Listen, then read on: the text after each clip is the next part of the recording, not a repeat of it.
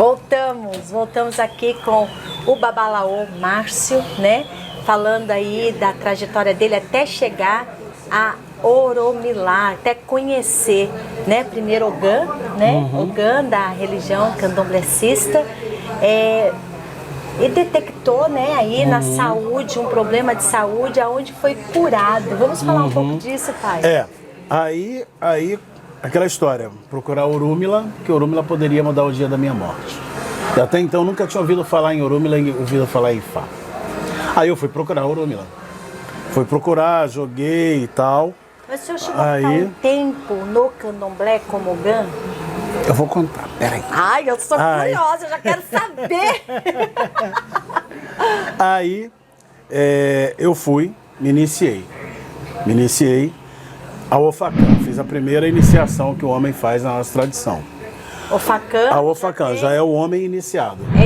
Aí já é Ifá. Isso, não. É Ifá, não Candomblé não. Candomblé foi já depois. Já sai do foi Candomblé. Depois. Ah, sim. Aí eu me iniciei primeiro ao Ofakam.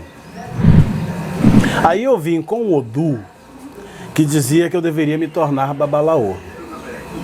Odu é o quê? O destino? É o Odu de nascimento, é o meu Odu de destino. Odu é destino, sim. Existem 256 Odus que se combinam até o infinito. Mas o Odu de nascimento nosso é o que determina o caminho que nós vamos seguir em várias direções da nossa vida. O meu Odu de Ofakam, Ogum da Trupo, era um Odu de sacerdócio. Eu deveria, portanto, me dedicar ao sacerdócio. E na leitura dos babalaôs que participaram da minha iniciação, eu deveria me tornar um babalaô. E o senhor se encontrou aí?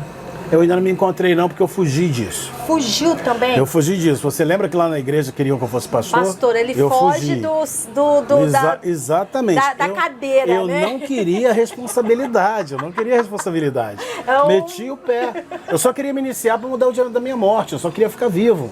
Aí disseram que eu ia ter que ser... crescer. Me disseram que eu ia ter que ser babalaô, eu meti o pé, fui morar em Araruama. Eu morava aqui no Rio, fui morar em Araruama, fiquei 2 anos escondido lá.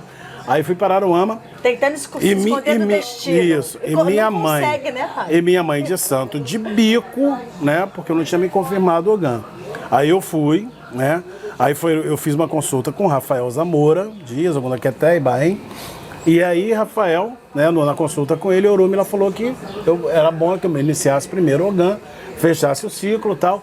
Eu fui, procurei minha mãe de santo, me iniciei o Ogã, ela ficou menos bico comigo. E aí, beleza. Aí mesmo assim eu continuei escondido em Araruama, porque ser Ogã também era muita responsabilidade para mim.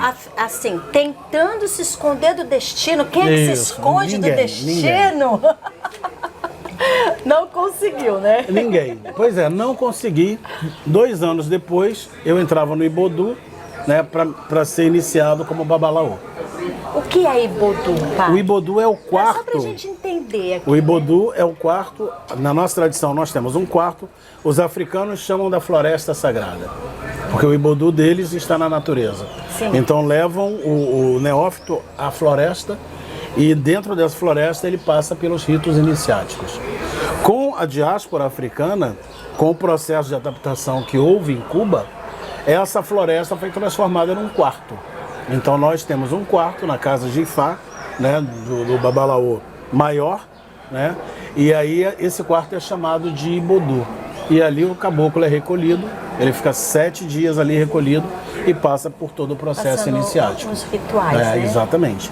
Quando ele sai alaô, ou seja, ele sai como um homem que primeiramente viu a luz de Ifá, para posteriormente, depois de algumas cerimônias, alguns ritos de passagem, se tornar babalaô. Tá, deixa uma pergunta, uma curiosidade, né? Que a entrevistadora é curiosa, né? E eu preciso entender. Pai, posso chamar de pai, né? Fica à vontade. Pai, tem denominações Ifá como no candomblé? Por exemplo, candomblé tem Queto, Nagô, Jeje. Existe isso em Ifá? Existe divisões? Não, o que existe em Ifá basicamente é a tradição africana e a tradição afro-cubana. A tradição, somente essas duas. A tradição africana é aquilo que ficou na África. Sim. Né? É o que ficou na África após o processo de escravização dos negros, após o processo de colonização dos europeus, após as várias invasões muçulmanas, após a assunção do cristianismo no continente africano. Você vê, por exemplo, que hoje as estatísticas demonstram que a população da Nigéria que pratica as religiões tradicionais africanas é de apenas 5%. O restante dessa população da Nigéria, que é um país extremamente populoso, é muçulmano. A Nigéria é um dos países muçulmanos maiores do mundo. Olha, gente, entendeu? Cultura, então, para você ver, como a religião tradicional, né, a religião tradicional africana, foi massacrada na Nigéria. É por isso que há um respeito muito grande pelos africanos que lá permanecem resistindo, que realmente é um ato de resistência, né? As cidades tradicionais como Oió, como tantas outras, né, que preservam ali o legado dos orixás e tal. Sim. Aquelas aldeias pequenas que a gente nunca ouviu falar, mas tem lá aquele babalaô, lá aquele pai de santo, aquela mãe de santo que mantém viva aquela tradição ali, tal como ocorreu em Cuba. Porque o babalaô que foi levado como escravo, ele foi muito inteligente, porque ele usou dos recursos de Ifá, né, do conhecimento que ele tinha de Ifá, para adaptar muitas coisas, né, que não tinha na ilha de Cuba, como tinha na África, né, ele adaptou ali muitas coisas, e daí então preservou Ifá como era, né, como ele aprendeu na África, mas evoluiu Ifá à medida que foi agregando novos elementos, não é? À medida que foram fazendo uma leitura diferente dos odus de Ifá, né, à medida que os cubanos foram rompendo com a concepção, com a tradição oral, e foram escrevendo o significado dos poemas, né, das poesias de cada odu de Ifá. Sim. Então, por exemplo, os 256 tratados de Ifá estão na nossa tradição todos compilados, todos em documentos. Então, por exemplo, existem vários registros, vários tratados, todos eles reconhecidos pela Associação Iorubana de Cuba, todos eles reconhecidos pelos babalaôs mais velhos, então são muito fidedignos. Então, por exemplo, eu faço uma consulta para você aqui hoje, vai sair um determinado do X para você. Amanhã você tem um amigo cubano que mora em Miami, e você fala com ele, olha, eu estive lá na casa do babalaô Márcio, lá em Pedra de Baratiba, no Rio de Janeiro. Ele fez uma consulta para mim, saiu esse odu aqui X. Fala esse odu para mim. Ele vai falar para você muitas coisas do que eu acabei de te dizer aqui na minha esteira. Porque esse conhecimento do odu, ele não muda.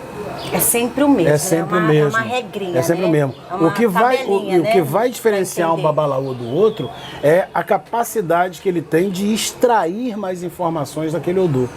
Porque um babalaô mediano, como eu sou, vai fazer uma leitura mais superficial. Um babalaô com mais experiência, com mais conhecimento, mais sabedoria, ele vai ali, descascar aquele odu como se fosse uma cebola. Entendeu? Então vai tirar camada por camada até chegar ali no centro fundamental do que aquele odu está dizendo. Entendeu? Mas isso tudo graças a essa compilação que foi feita pelos cubanos e mantida por eles ao longo das décadas. Sim. Né? E foi Rafael Zamora Dias que trouxe isso para cá, para o Brasil, a partir dos anos de 1990. Então nós estamos vendo que realmente ele foi conhecer Oromilá. Oromilá ou Oromila? Como que se fala? Orumilá. Orumilá. Ele foi conhecer e teve a salvação, porque está aqui vivo falando conosco, né? Teve a cura? Como é que foi? Peraí, em 2006, eu me iniciei em 2011. Sim. No meu primeiro ano eu estudei muito Ifá, porque eu precisava estudar para aprender. Estudar muito, né? A gente precisa estudar até o resto da vida. Dia a dia, né? Dia a dia, como uma medicina, até o resto da vida. É uma medicina. Você nunca vai se formar em Ifá. Você nunca terá um diploma para pendurar na sua parede dizendo porque eu sou um babalaô formado. É uma sentença, não é, pai? Nós temos muito que aprender. Sim. A vida inteira. Então Ifá é um universo em si. É muito grande, é muito extenso. E aí o primeiro ano é aquele ano que o miolo tá mole, né? Você tem que... Só ralando. Exatamente. Dias e noites No meu primeiro ano eu estava ali, firme, rente, estudando bastante. No meu segundo e no meu terceiro ano, eu dei uma relaxada. Já sei E tudo. aí, quando eu dei essa relaxada, eu tomei a maior cipoada. Porque eu fui para Vitória, né? E lá eu tive um derrame. Eu tive um derrame e fiquei com o lado esquerdo do corpo totalmente Foram paralisado. as sequelas do problema anterior. Sim, foi um derrame provocado pelo problema cardíaco. Sim. Que na verdade nunca curou.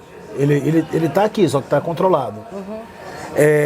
Quando eu fiquei 35 dias numa UTI do hospital em Vitória, onde eu tive o derrame, nos primeiros dias o médico virou para minha esposa e falou: olha, o seu marido muito provavelmente vai morrer. A senhora se prepara para tirar o seu marido daqui morto. Se ele não morrer, ele vai ficar em cima de uma cama, né, com muitas sequelas. E aí a minha esposa ligou para o meu padrinho. Meu padrinho fez uma consulta para mim. IFA E o Odu... é padrinho, não é pai de santo. Não, em IFA o padrinho é o iniciador. Sim, tá. Né? O babalaô que inicia a outra pessoa, ele torna-se padrinho daquela pessoa e a outra pessoa torna-se afiliado. Sim. É a relação, o nome Ela que a correu gente para segue. pedir socorro. E ela ligou pro nosso padrinho, que também é padrinho dela. E ele fez uma consulta IFA. O Odu que saiu é Oxefum. O desleixo, o relaxo. Ele relaxou, ele se descuidou. Tudo isso. Mas em Oxefum está dito o seguinte: Orúmila muda o dia da nossa morte. Ele vai ter uma segunda chance. Ou seja, uma terceira, E aí né, pai? meu padrinho virou para ela e disse que eu não ia morrer, que eu ia andar e que eu ia ficar bem. Axé. E aí foram feitas aí as obras, todas precisaram ser feitas na época. E 3 dias depois eu comecei a recuperar um pouquinho do movimento do pé, alguma coisa da mão e tal. Ainda passei por um processo de penar um pouco, fiquei uns 6 meses numa cadeira de roda, mas com o passar do tempo fui me recuperando. E hoje eu tenho 70% assim, com fisioterapia, eu vou levando adiante, Axé, quero estar olha esse aí, ano tá vendo, né, aí nos gente? 90%, 100%. Olha, o que eu tô entendendo aqui, pai, é que nós temos que ter obediência, né? A partir do momento que nós entramos em uma religião, seja ela qual for, temos que ter obediência. E ele aprendeu isso a duras pegas. Sim, é Vamos verdade. voltar no terceiro bloco falando sobre isso. Vamos lá, vamos juntos.